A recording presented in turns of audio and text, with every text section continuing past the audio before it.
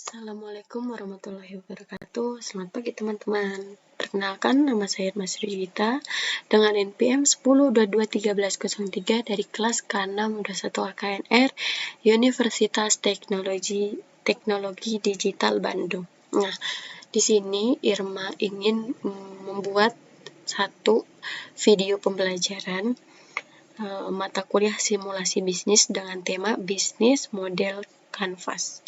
Nah, oke, kita lanjut ke pembahasannya. Nah, yang pertama ada pengertian bisnis model kanvas. Bisnis model kanvas atau BMC adalah strategi manajemen yang disusun untuk menjabarkan ide dan konsep sebuah bisnis ke dalam bentuk visual. Sederhananya, pengertian bisnis model kanvas adalah kerangka manajemen untuk memudahkan dalam melihat gambaran ide bisnis dan realisasinya secara tepat. Nah, dibandingkan dengan bisnis plan yang berpuluh-puluh halaman, bisnis model kanvas jauh lebih ringkas karena disusun ke dalam satu halaman saja. Maka dari itu, kerangka bisnis ini paling populer di kalangan bisnis startup. Apa saja sih bisnis model kanvas ini yang akan kita dapatkan jika kita menggunakannya? Yang pertama, manfaat yang akan kita dapatkan adalah mempermudah visualisasi atau penggambaran perancangan bisnis. Manfaat yang kedua, membantu memahami bagaimana bisnis berinteraksi dengan pasar, konsumen, dan juga pesaing. Manfaat yang ketiga, membantu mengidentifikasi sumber daya atau resource yang digunakan untuk menunjang informasi dan memastikan bisnis berjalan dengan baik. Manfaat yang keempat adalah sebagaimana perbandingan antara model bisnis saat ini dengan model bisnis potensial yang akan datang, dan manfaat yang terakhir yang akan kita dapatkan yaitu memperjelas fokus bisnis. Nah, di sini ada satu studi kasus yang menggunakan PT yang menggunakan model kanvas. Nah, yang di sini salah satunya adalah PT Kue Kering ABC. PT Kue Kering ABC ini menggunakan model kanvas yang sangat-sangat simpel dan sangat-sangat bisa kita gunakan walaupun kita sedang tahap belajar ataupun pembisnis baru yang ingin menggunakan model kanvas. Nah, di sini ada beberapa blog yang ada di model kanvas PT Kue Kering ABC itu. Nah, di sini ada kemitraan utamanya. Mereka menggunakan agen dan distributor, pemasok bahan baku. Terus juga di sini ada blok aktivitas kuncinya, yaitu adalah produksi dan pemasaran. Terus di sini juga ada blok proporsi nilainya. PT ini menggunakan varian rasa, kue kering homemade, kue kering dengan bahan baku yang berkualitas, dan menjamin ketersediaan stoknya. Terus di sini ada blok hubungan sama pelanggan, yaitu ada agen care sama catering agen. Terus juga di sini ada segmen pelanggan di mana PT Kue Kering ABC itu menargetkan pelanggan menengah ke atas, dan di sini ada blok sumber daya utamanya yaitu ada bahan baku, sumber daya manusia, dan finansial. Terus juga ada blok saluran atau apa sih yang mereka gunakan untuk berkomunikasi atau memperjualbelikan produk mereka. Nah, di situ mereka menggunakan offline. Kalau secara offline mereka melakukan penjualan secara langsung. Jika secara online mereka melakukan menggunakan media sosial dan web. Lalu di sini ada blok struktur biayanya.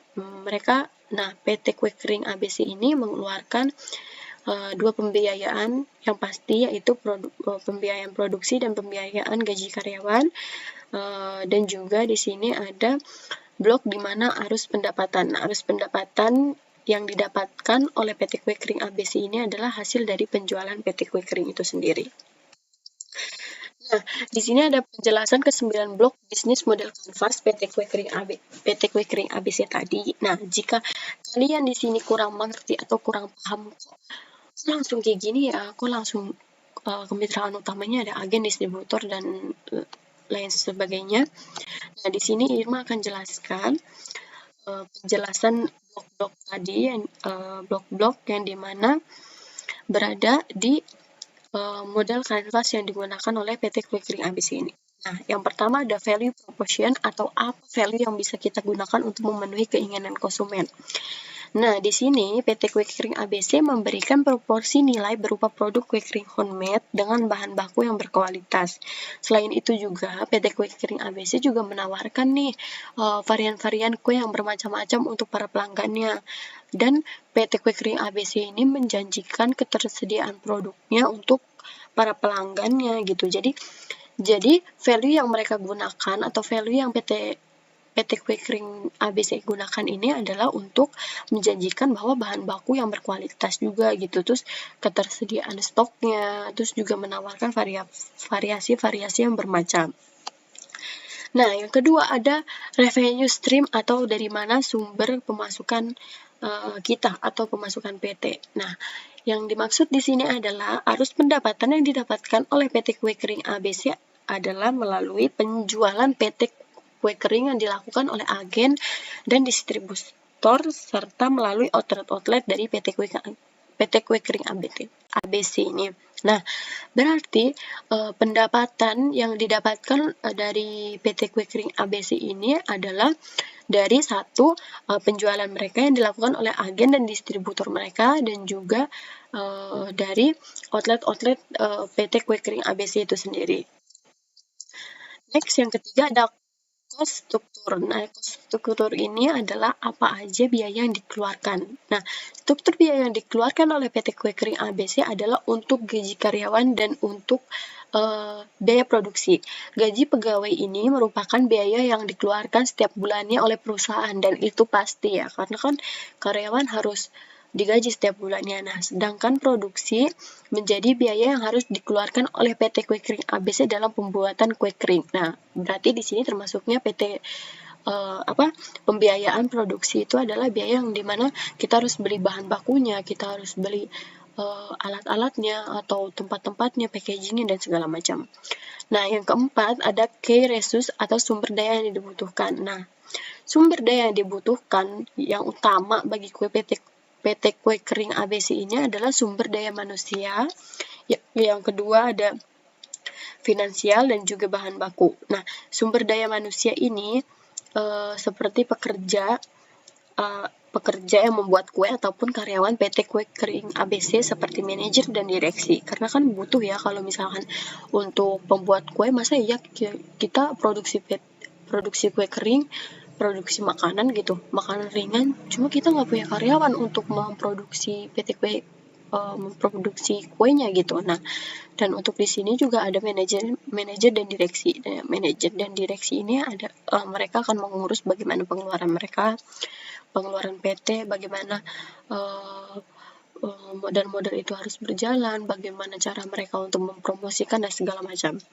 Nah, sumber daya finansial ini adalah seperti sumber modal perusahaan untuk menjalankan bisnisnya. Jadi, selain sumber daya manusia, ternyata PT Kue Kering ini juga membutuhkan sumber daya merupakan finansial, di mana kita membutuhkan modal untuk menjalankan bisnis yang sedang kita jalankan gitu. Dan yang ketiga, ada sumber daya bahan baku seperti bahan dasar pembuatan kue kering seperti tepung, keju, dan butter. Nah, untuk yang kelima ada key activities. Key activities itu adalah apa yang harus kita lakukan agar bisnis kita ini berjalan. Nah, aktivitas kunci perusahaan yang dilakukan oleh PT Kue Kering ABC adalah pada proses produksinya, yaitu aktivitas pengelolaan pembuatan kue kering. Aktivitas yang lainnya yaitu penjualan, di mana penjualan merupakan aktivitas di sini ada salah penulisan. Jadi di mana penjualan merupakan aktivitas untuk mendapatkan aktivitas PT Kue Kering untuk mendapatkan pendapatan. Nah, selain itu, aktivitas kunci lainnya adalah pada proses pemasaran. Proses pemasaran menjadi aktivitas kunci karena pemasaran dapat mengenalkan dan juga menjual produk dari PT Kue Kering ABC kepada pelanggan. Nah, gimana ya caranya kita agar jualan kita laku, agar jualan kita ini dikenal gitu kan kita mempunyai usaha nih dan usaha itu harus berjalan gitu. Gimana caranya? Di sini PT ini ternyata menggunakan aktivitas-aktivitasnya yaitu pembuatan kue kering itu sendiri, terus juga pemasarannya, dan juga mengenalkan atau mempromosikan produk dari PT Kue Kering ABC ini kepada pelanggan-pelanggannya. Nah, yang keenam ada key partnership atau siapa partner Anda atau siapa partner dari PT Kue Kering ABC ini. Nah, mitra utama PT Kue Kering ABC adalah agen dan distributor. Agen dan distributor sangat berperan dalam penjualan dari PT Kue Kering ABC karena sebagian besar penjualan PT Kue Kering ABC melalui agen dan distributor yang tersebar di Indonesia. Selain itu, mitra utama PT Kue Kering ABC adalah pemasok, di mana pemasok sangat berperan besar dalam proses produksi sebagai pemasok bahan baku. Nah, berarti di sini partner dari PT Kue Kering ABC adalah yang pertama agen, dan yang kedua itu distributor, dan yang ketiga juga pemasok ya. Nah, di mana yang paling utama adalah agen dan distributor karena mereka ini mempromosikan dan juga memperjualbelikan produk yang ada di PT Kue Kering ABC sehingga PT Kue Kering ABC ini berjalan gitu. Next, kita lanjut ke yang ke-7, yaitu adalah customer segments atau siapa target Anda.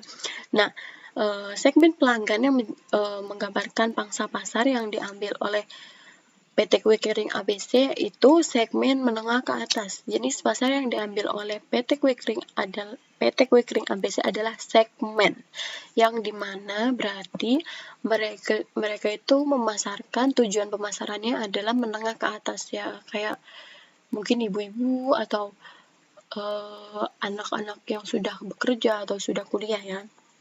Nah, di sini yang ke-8 ada challenge atau bagaimana cara kita untuk mengirim value kepada target market.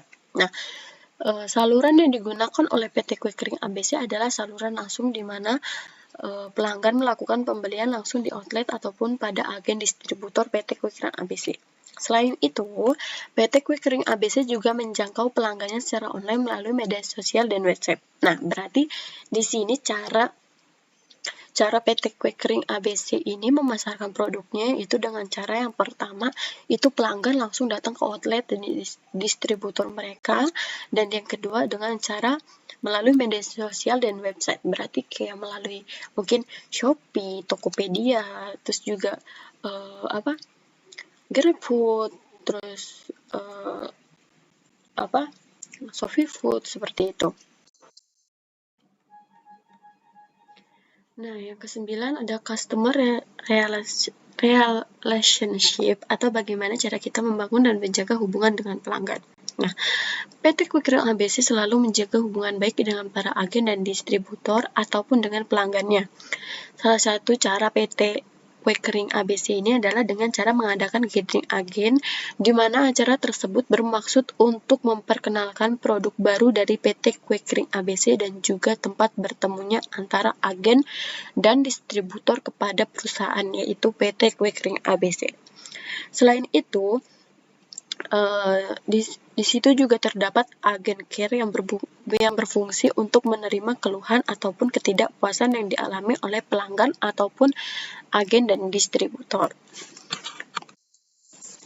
Nah, berdasarkan hasil pembahasan yang telah dilakukan pada model bisnis perusahaan PT Kue ABC, dapat ditarik kesimpulan sebagai berikut. Nah, analisis model bisnis perusahaan menghasilkan gambar 9 elemen bisnis model kanvas yang menunjukkan bagaimana bentuk model bisnis yang dimiliki oleh perusahaan saat ini atau PT Kue Kering ABC. Nah, dari analisis SWOT yang telah dilakukan pada masing-masing elemen bisnis model kanvas, ditemukan keunggulan, kelemahan, peluang, dan ancaman pada model bisnis yang dimiliki oleh perusahaan saat ini. Perumusan pengembangan model bisnis menghasilkan gambar fitur model canvas dengan melakukan penambahan beberapa fungsi dari masing-masing elemen bisnis model canvas yang bertujuan untuk menutup kelemahan dan mengurangi ancaman perusahaan.